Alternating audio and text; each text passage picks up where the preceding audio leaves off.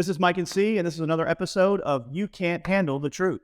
So what are on our topics list for today? Well, I figured since it's so popular and it's, taken the U.S. by storm and everybody's been entrenched with the Murdaugh trial, that we should talk about that for a little while. The Murdaugh trials, yeah. Yeah. So, You want to give some background on it? yeah. So ultimately this attorney, dealing with an attorney. Of course. This attorney was barred in South Carolina. His family has been in the community for many, many years. This was actually in Hampton, South Carolina. And fun fact, I used to go to school like 30 minutes down the road from Hampton, South Carolina. Nice. So I'm very familiar with it. Small little town. Right. Lots of those like that in South Carolina. Basically, the family, the Murdaugh, ran the town for years and were solicitors and legislators and representative people of the town of Hampton. Which is not uncommon. Best known fact about Hampton County is the watermelon festival. They have a watermelon festival every June, and there's delicious watermelon that come out of Hampton County. So It's kind of like not- a cloud festival. yeah. Kumquat. So Hampton County's not all bad. If you're ever near there in June, please go to the watermelon festival. Don't let Murdaugh sour the town. Check out the watermelon festival, seriously. But anyway, so Alex Murdaugh, he's a bad guy, right? Yeah. So he ended up Yeah. stealing a bunch of clients' money, stealing trust fund money, taking settlement money away from accident victims, and his own housekeeper died. There's a lot surrounding, lots of conspiracy, lots of deaths surrounding this family, which Yeah. is kind of odd, right? Interesting. But ultimately, kind of where everybody starts with this is his son was driving a boat while intoxicated, and there was multiple children on the boat. Okay. One of the girls got lost and she drowned and died. Okay. And so Not one of his kids. another child on the boat, right? And of course all these kids grow up, all their families know each other. So temper is really hot, temper is really high, really unfortunate situation. And that's kind of where this all started. And so that happens with one of his sons. The town kind of turns against him. And then we kind of find out all these things that he's done with trust fund money, right? And the fact that he's taking funds from people because the victim's families of that boat accident, they would just, sue him personally. And so when he went to disclose his finances, there was some shady things going on. And the plaintiff's attorney who's pursuing the case for that The civil case for the right, not the victim's criminal. family. Right. Yeah, he's the one who's uncovered all this. Okay. So anyway, lots of background, but ultimately what happened after this incident is Alec Murdaugh's wife and son end up getting shot at gunpoint right outside of their dog kennel. So they have hunting dogs at the kennel, and they release them when they go to hunt.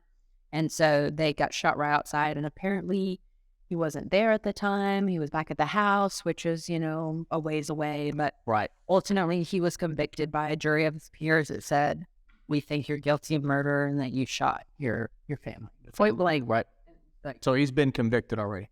He's been convicted. And then he's being sued civilly for stealing money. Correct. Right. Yeah. Or sued civilly for the loss of that life, Okay. the loss of the young girl's life that was on the boat. Got it. Got it. But now that son who caused that accident on the boat, he was one of the victims who got shot in the face. He's Alec Murdaugh's son. Right. And then his wife got shot in the face too. So there's a lot of speculation as to, was he really truly guilty of murder, or was he just guilty by, just guilty in general, guilty by association, Being a bad guy. as being a bad Yeah. guy. They wanted to put the bad guy away. Right. And so there's also a lot of deeper things too. He had an opioid problem. He's known to be associated with people who deal in drugs. Apparently he owned some sort of island off of the coast of South Carolina. So there's a lot of speculation. My theory is I don't think he killed his family. I think that he had to watch his family die. And to keep his one son alive, he's going to stay quiet and Got himself involved in a lot of bad things. A lot of what we learn in kindergarten, things that we can apply to the rest of life. Don't steal money from other people. Don't do bad things, right? I mean, isn't that simple? it is. But have you ever represented somebody for anything criminal? Absolutely. Years of practice. Yeah, So yeah. Many years ago, you have any good stories? I have a great story, but it has nothing to do with murdering. Well, I'd hope you wouldn't represent murderers. You're not criminal defense. No. But my law firm many years ago, when I first started practicing, was involved in a highly publicized case in the Tampa area, and I can't get into names because of the you just can't reveal the client's information or name or anything like that. And interestingly enough, I don't remember what the disposition of the case was, but I can tell you that it was a case involving a teacher that had sex with one of her students. So we have a teacher in her, I believe, late 20s, a strikingly beautiful woman that was basically soliciting sex and having sex with a 14-year-old. I don't know what happened, in terms of how it got to that point. I forgot. It's been many years, but it was highly publicized in the area. And one of the things we couldn't understand was why. Why did this happen? When this woman in particular, like I said, I believe she had a husband and they divorced, and the husband ended up going on a reality TV show or something like that. That was craziness. And she was just, this is what she was accused of. And I don't like I said, I don't remember the disposition of the case, but it was interesting.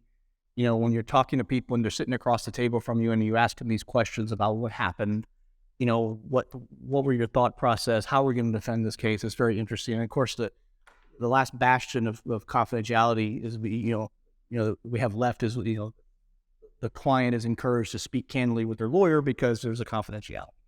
So that's my experience with a criminal case. It was enjoyable, but not enough to have me do private practice. Yeah. So I don't know. I don't think I'm built to be a criminal defense attorney. Yeah. I like the civil world. The things we hear and see is bad enough. I couldn't imagine,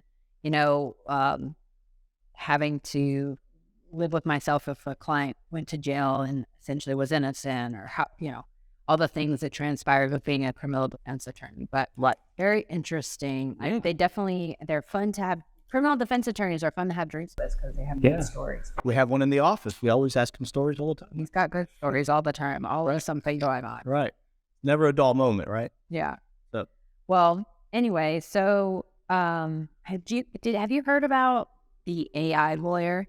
Yep. Just saw a little piece on it, as a matter of fact. Just so you know, there's I think it's I would call it a test operation at this point. They're actually testing it out in the realm of the context of a traffic ticket case. So in other words, a real person got a traffic ticket and they're going to be represented by, is that what happened, or am I misstating it? Well, I think, so whatever company has developed this robot that essentially, they're deeming that it can represent you and it would ultimately replace attorneys.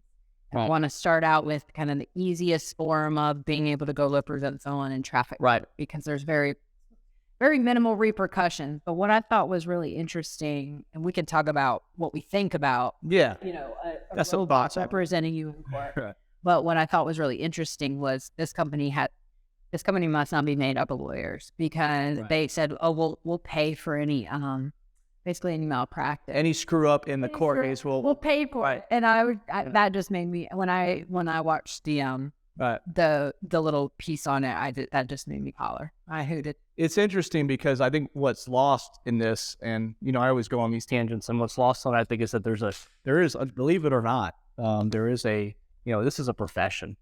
It's not a situation where you can go somewhere and all of a sudden learn how to do this. You can maybe read a statute, you can read a case and understand what the words say. We don't magically read, but what we do is we have experience and we're trained, and that's a profession. And so what I look at it as, what I analogize it to is a situation where it's almost like, that's wonderful that you can put in information and there's an algorithm and this robot is going to spit out the case law, how a judge ruled on a particular case, maybe knows all the statutes. And that's almost like having a law clerk, and I know, speaking for myself as a practice, I replaced my law clerks many years ago with research programs like Lexis, for instance, that does all the research for us, and so instead of paying someone X amount of dollars, we do that. So I think this is what I analogize it to. It's more of an enhanced version of a law student you would hire out of law school to come in and work in a law firm and do research and things like that. But to argue things, when there's no algorithm for how you behave in a courtroom. It all depends, and that's the beauty of this. It's like calling an audible in a football game. You know, things change. You got a plan, and then the plan will change based on what happens. You know, and that's where, I mean, maybe somebody, some smart aleck is out there saying, well, that's what we'll get it to do. Go ahead, that's fine, but you know, that's going to be a tall task, and I don't think we're going to see anything like that that's going to be successful anytime soon. No. And if we do, wonderful. I'd like to see it. Yeah, this is a profession that you learn by experience, and so I think it would be really hard to replace with something like AI. It was really funny though in the piece, the host, the commenter, the person who was the anchor, if you will, was the anchor. Yeah, the anchor was like, "Oh, I hope they don't make a AI for anchors because I feel like that's replaceable," and I had to agree with him. Yeah, well, you spit out a certain thing. And I'm not saying that, you know, there's no offense to anchor people, but no, but I mean, it's going to be, you know, every client has different needs. If a client comes in to see you and they got a particular case, you can tell them what the law is. You can tell them how it's applied and with the facts of the case. But what you can't tell right away is that, you know, you have to be able to take in the needs of the client. I mean, one of the questions I asked all my clients, we ask our clients is, ideally, what outcome do you want from this? Some of these outcomes that they want are things that they can't get. So if you have a robot that's programmed to do X, Y, Z, that's, by the way, you know, apparently put together by a human being, you know, those are going to be things that you really can't. I mean, people have different wants and needs, and that's part of why you have a human being talking to you. So, you know, they're talking about this in all walks of life. Baseball, umpires, I mean, well, same kind of thing. It was also really funny, too, because they were talking about it doing, you know, being associated with traffic tickets. Right. And ultimately, like, you know, when you go to traffic court, the one thing you do is all you're doing is scream, you know, like yelling or lightly talking in the courtroom. Hey, are you a witness to this accident? Hey, are you the officer that is on this cross court? And you have to do a lot of talking. The social aspect to it. There's a huge aspect to it. And then you have to do a lot of chatting with all the people who are there for this particular traffic ticket. And then you go up in front of the judge and you're going to ask the judge for reprieve based on who's in the courtroom. If the cop's not there and no witnesses are there, you're going to ask for a motion to dismiss that traffic ticket. But if everybody's there, and then you're going to ask for them for no contest and adjudicate guilty. I mean, like, it depends. It's a great depends. Like that we tell our clients to say on cross-examination. It depends. And there's so many variables. Like the first thing we tell clients is, you know, there's so many variables. It depends on what insurance company you're suing, how the outcome is going to end up, how you're eventually going to get to the outcome. Right. Or if they're going to, you know, resolve it sooner rather than later because that's their normal state of practice. A robot's not going to do that. But the best thing was it tried to compare like going to traffic court with people to like then going to the Supreme Court with people. And I'm like, on a traffic basis, because I don't think the Supreme Court's hearing any traffic issues. No. But the biggest thing about going in front of the Supreme Court is, you know, when you argue appeals are in front of the Supreme Court, you're getting berated with questions. Yeah. You know, and like you're in the hot seat. Those justices are putting you in the hot seat, and AI is not going to be able to come up with those, you know, legal-based arguments. It's going to be based on all the information that they can collect, but based on the actual cases of it. Yeah, I agree. It's going to be a tough sell at this point. But you know what? It's always good to advance, move on, and move forward and try to find things that are better for the consumer. And if an AI lawyer is better for the consumer at some point, maybe that's where we're headed. But I don't see that as being anything that's going to come out and be successful anytime soon. Yeah, well, I kind of like compare it to some of these legal websites where they have legal forms. And it's great to have, like, that's a good point. You know, it's good to have legal forms. At the end of the day, if you've got something special and specific, you want an attorney to look at it. You want an attorney to make sure it's ironclad. Yeah. So not everything form based. No. Well, what do you think? Would you like for us to be replaced with robots? I don't know. You tell us. Like, subscribe, and comment, and we'll see you next time. See you next time. Bye.